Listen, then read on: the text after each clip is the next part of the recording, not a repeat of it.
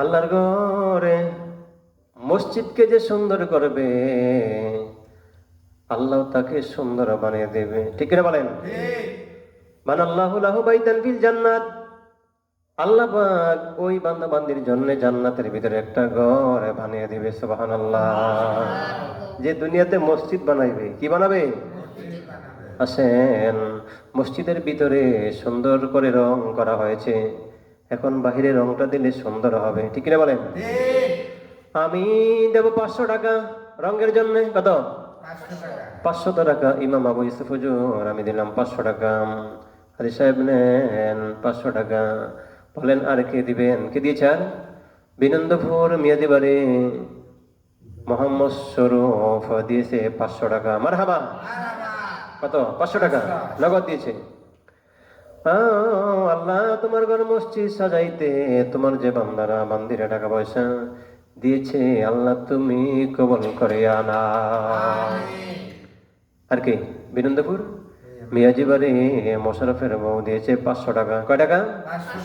মারহাবা।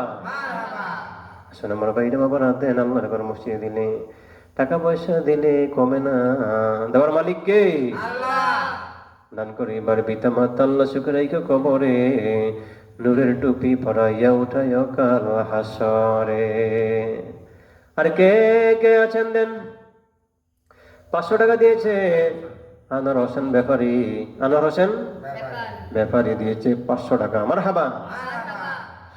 আল্লাহ পাক তোমার বান্দা কি জন্য তোমার ঘরে টাকা দিয়েছে তুমি জানো? তুমি তো অন্তর্যামী খোদা। আল্লাহ, দুনিয়াতে মসজিদ গুলো হলো বেহেশতের বাগান। কিসের বাগান? বেহেশতের বাগান। দুনিয়াতে মসজিদ, নবীজি বলছেন এই মসজিদকে সুন্দর করে সাজাও, আল্লাহ তোমার জন্য একটা সুন্দর ঘর জান্নাতের ভিতরে বানিয়ে দেবে। জোরে জোরে বলেন সুবহানাল্লাহ।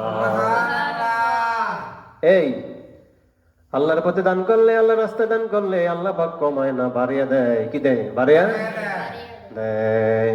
আর কে দিয়েছে? রাশেদ ব্যাপারী দিয়েছে 500 টাকা। কত? কত?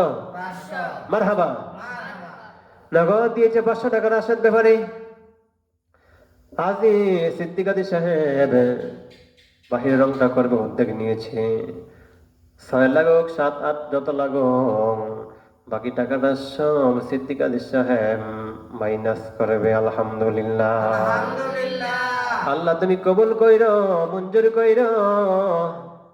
আরো দিবেন 500 টাকা মোবারক ব্যাপারী। কে দিবে?